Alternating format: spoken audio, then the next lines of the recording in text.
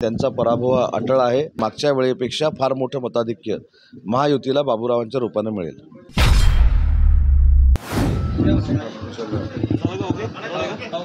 सलग 3 दिवस हिंगोली लोकसभेचा दौरा करताय, काय तयारी कशी काय? आमचे उमेदवार महायुतीचे उमेदवार आदरणीय बाबूराव हे अतिशय सर्वसामान्य कुटुंबातला एक शिवसैनिक आज लोकसभेमध्ये जाण्यासाठी प्रामाणिकपणाचा प्रयत्न करतोय। त्या सगळ्यांना सहकार्य असावं, त्यांच्या प्रचाराचं नियोजन करावं यासाठी काल मुख्यमंत्री महोदय देखील आले होते। आज पुन्हा एकदा मी आलेलो आहे आणि शिवसेना असेल, भाजप असेल, राष्ट्रवादी काँग्रेस पार्टी असेल या सगळे आमचे अलायन्स असतील, या सगळ्या प्रमुख पदाधिकाऱ्यांना मी आज पुन्हा एकदा भेटलो आणि आज तर माझी पूर्ण खात्री झालेली आहे की मागच्या वेळेपेक्षा फार मोठं मताधिक्य महायुतीला बाबूरावांच्या रूपाने मिळेल। भावनाताईंशी माननीय मुख्यमंत्री महोदयांशी चर्चा झालेली आहे, त्यांच्या पदाधिकाऱ्यांशी झालेली आहे।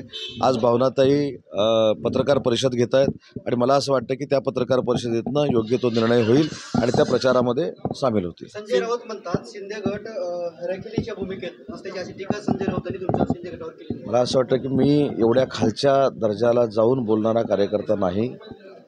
मुद्दा असा आहे की तुम्ही त्यांचं एवढं गांभीर्यानं का घेता हे पण मला कळत नाही। रोज सकाळी उठून ते बोलतात, ज्यांचं दखल जनता घेत नाही, ज्यांची दखल उबाठातले कार्यकर्ता घेत नाहीत, त्यांची दखल आपण घेता, पण मला त्यांची दखल घ्यायची आवश्यकता आहे असं वाटत नाही। त्यांचा पराभव अटळ आहे।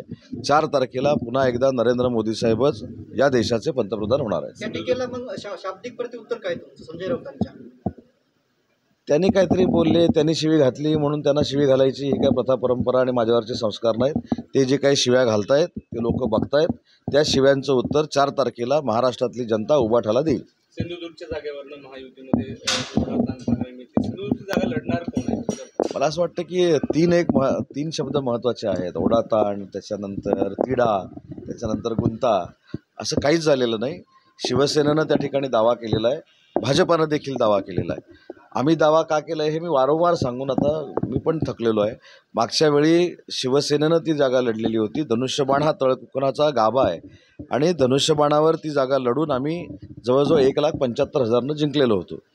ते खासदार जरी आमच्यासोबत आले नसतील तरी धनुष्यबाण आमच्यासोबत आलेला आहे आणि म्हणून शिवसेनेची ती सीट असावी असा आमचा दावा आहे। नेते जो काही निर्णय घेतील महायुतीचाच उमेदवार असेल आणि महायुतीचा उमेदवार 2.25 लाख मतांना निवडून येईल। महायुतीच्या जागेचा तिढा आता कधी सुटणार आहे? कसं का उडवलं? त्या सगळ्यावर चर्चा चालू आहे। तिढा कुठेही नाही, चर्चेअंती 2 ते 3 दिवसामध्ये सगळे निर्णय होतील। नाराजी काढली आहे भावनाताईंची, मात्र त्या प्रचारामध्ये काय नेमकं काय त्यांना त्यांच्या आई मातोश्री ह्या आजारी होत्या, मुंबईमध्ये ॲडमिट होत्या। त्या पार्श्वभूमीवर त्यांनी मुख्यमंत्री महोदयांशी चर्चा केलेली आहे। त्यांच्या ज्या काही शंका होत्या त्या दूर झालेल्या आहेत।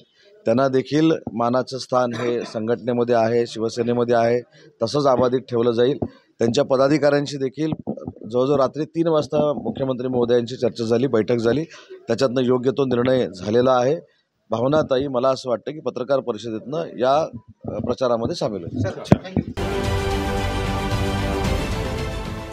देश विदेशातील प्रत्येक घडामोडींचे लाईव्ह अपडेट मिळवण्यासाठी आता साम टीव्हीच्या सर्व सोशल मीडिया प्लॅटफॉर्मला लाईक, फॉलो आणि सबस्क्राईब करा। तसंच सर्व नोटिफिकेशनसाठी बेल आयकॉन प्रेस करायला विसरू नका।